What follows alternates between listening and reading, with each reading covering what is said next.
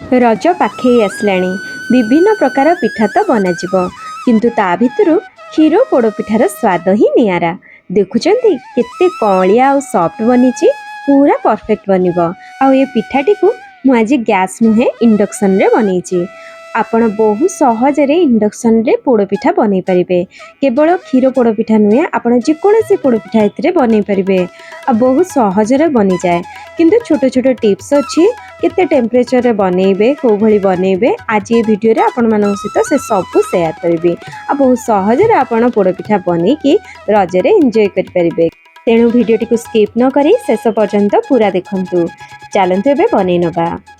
पिठा बनायापाई एठी मु गोटे ग्लास अरुआ चाउल को 5 रु 6 घंटा हेलानी पानी रे भिजेकी रखि नेथली।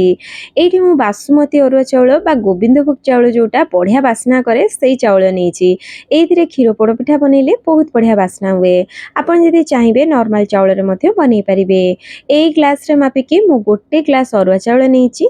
ग्राम हिसाब रे कहले 300 ग्राम रो चाउल अछि एठी। आपण गोटे ग्लास किबा गिन्ना सेट कर नियंतु सेइथिरे मापिकी सब जिंस नै जानतु सेमितिरे भी बहुत बढ़िया परफेक्ट पिठा बनिबो।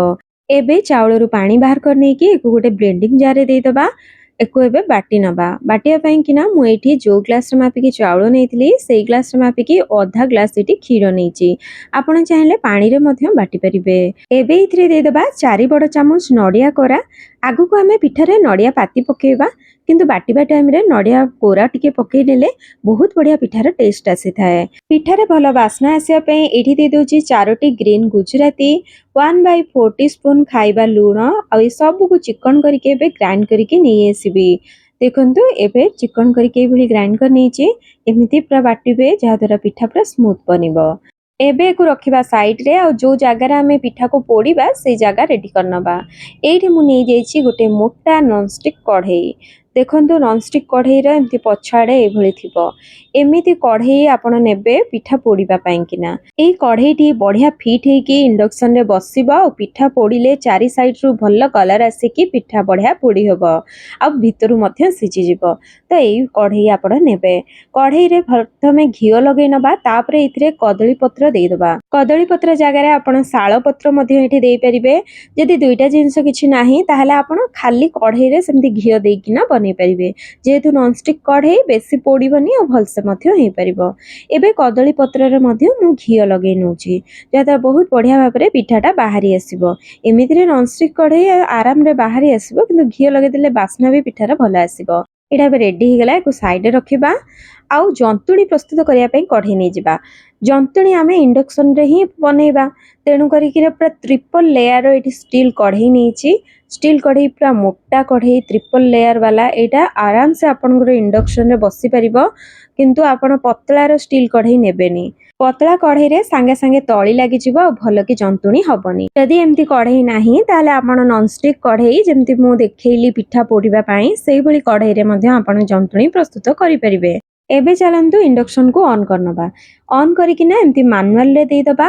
तापरे देखंतु 1000 रे अछि एको आमे कमे कि 800 को नै आसीबा। कढ़ई मु 800 रे ही वाट रे बसैले। 800 वाट रे आपण कढ़ई बसै नेबे। अधिका टेम्परेचर बिल्कुल भी देबेनी। सब बेले कम रे रखिकी ही बनेबे। एठी मु गोटे चामच गुआ घी दे दोची। तापरे एथिरे 2 बड़ चामच काजू आ 2 बड़ चामच किसमिस नहीं जे एको मध्ये देके हल्का भाजी नेबे। हल्का घी रे भाजी नेले बहुत बढ़िया टेस्ट आस्ता है। और काजू किसमिस पूरा ऑप्शनल अछि किंतु जदि आपण पकेबे पिठार टेस्टटा बहुत बढ़ी जाई थाए। एबे इथरे दे दबा क्षीर। क्षीर जो ग्लास रे मापिकी मु चाउल नेइथली सेई ग्लास रे मापिकी मु 3 ग्लास क्षीर एठी दे दोची। आगरु आधा ग्लास क्षीर देके हमें चाउल बाटी थिले तेनु टोटल एठी 3.5 ग्लास क्षीर एठी व्यवहार हैला। आपण क्षीर जगह रे पानी क्षीर मिसै कि मध्ये व्यवहार करि परिबे किंतु मु एठी पूरा क्षीर नेइची। तापरे एबे इथरे दे दबा गोटे तेजपत्र 3 रु 4 बड़ चामच नडिया रो पाती गोटे बड़ चामच गुआ घियो आ मिठा अनुसार एठी दे दबा चीनी।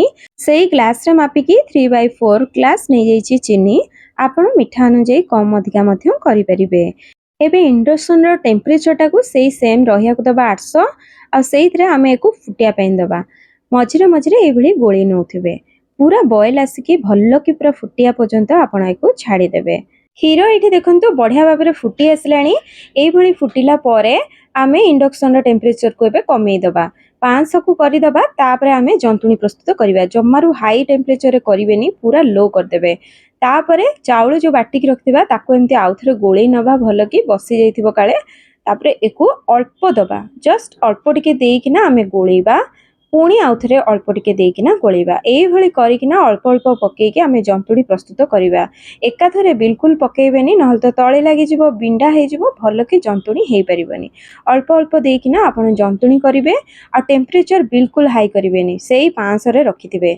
आ कंटिन्यूअस आपण एमती चलौथिबे, बिल्कुल कंचा हबनी जंतुणी, बहुत बढ़िया हबो। 10 मिनिट खंडे लागिबो आपनकु जंतुणी बनिया पेंकिना। जंतुणी तो होउची। एठी गोटे अनुरोध करिवे आपण मानकु, वीडियो टी भल लागिबो लाइक शेयर कमेंट और सब्सक्राइब करिया चैनल को बिल्कुल भी भूलिबेनी। एठी देखंतु एमिति कंटिन्यूअस आपण गोळौथिबे, बिल्कुल तळी लागिबोनी आ बढ़िया भाबरे जंतुणी हबो, कंचा रहिबोनी। एबे इथरे दे दोची 2 बड़ चामच चेरी। चेरी पूरा ऑप्शनल अछि, किंतु पकेबे जदी बहुत बढ़िया देखा जिवो। एई टाइम रे आपण पकेबे, अधा आधी जंतुणी हे जिवो। एई टाइम रे पकेले बहुत बढ़िया कलर रहे। एठी देखंतु जंतुणी हमर रेडी हे गलानी। क्षीर पोड़ पिठार जंतुणीटा बेसी हार्ड हुएनी, एमती टिके सॉफ्ट रहिबो। जंतुणी हेई गले तार कलर चेंज हेई जिवो, पूरा व्हाइट रु चेंज हेई कि टिके क्रीम कलर आसी जिवो, जानिबे जंतुणी हेई गलानी। आ एठी देखंतु कढ़ई रु मध्य छाडी आसीबो। ए सब देखिले आपण जानि परिबे जंतुणी हेई गलानी। आ घंटा रे तो 10 मिनिट देखिके आपण जंती देबे, हेई जिवो। एठी देखन जंतुणी तो हमरे हेई जाईची। एबे ए गरम गरम जंतुणी को नेकिना आमे जो रेडी करिकी रखिथिले कढ़ई, सेइथरे आमे देई दबा। आ जो तेजपत्र पकेइथिले, यार बास्नाटा तो जहा आसियार कथा आसी हेची, को काढिकिना फोपाड़ दबा। आ हाथ को भल भाबरे आपण धोई नेबे, हाथ रे घियो लगेई नेबे। तापरे एई भली एको आपण सेट कर नेबे, दाबी दाबी घियो लगेइबे हाथ रे, तो आराम से आपण सेट करि परिबे। आ ऊपरु गोटे कदली पत्र देई दबा, जेतिकी बे बांफ पड़िबो से कदली पत्र ऊपरे पड़िबो, आ पिठा ओदा हबनी। एबे ऊपरु एमती गोटे लीड को टाइट करिकी देई दबा। तापरे यार जो गैस जीवा पई कि ना एठी जो होल अछि, ए होल टाको आमे बंद करनबा, जा द्वारा कि पूरा बांफटा भितर रहइबा और पिठा भल कि सिजिबो। एबे पिठा पोड़िबा पई कि ना इंडक्शन रे टेम्परेचर देई दबा। मैनुअल को नै आसी कि पूरा 500 वाट करनबा। 500 वाट रु आपण अधिक बिल्कुल भी करिवेनी। 500 वाट रे आपण पिठाटा को पोड़िबे, अधिक कले तळु पोड़ी जिवो सिना, किंतु भितरु जमा सिजिबोनी। तेणु 500 वाट रे आपण पिठा को पोड़िबे। और घंटा देखिके पूरा 60 मिनिट बा गोटे घंटा पर्यंत पिठा पोड़ी हवा पई छाड़ी देबे।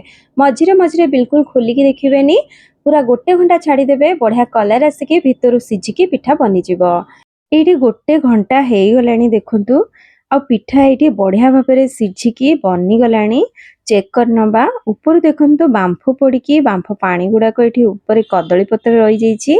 एटा को केयरफुली आमे बाहर करनबा, नले पिठारे सब पानी गुडा पड़ी जिवो। एई भली ताको बाहर करनबा। आउ गोटे टूथपिक देकिना तादरे इंसर्ट करके देखि नबा भितरु हेलानी कि नाही।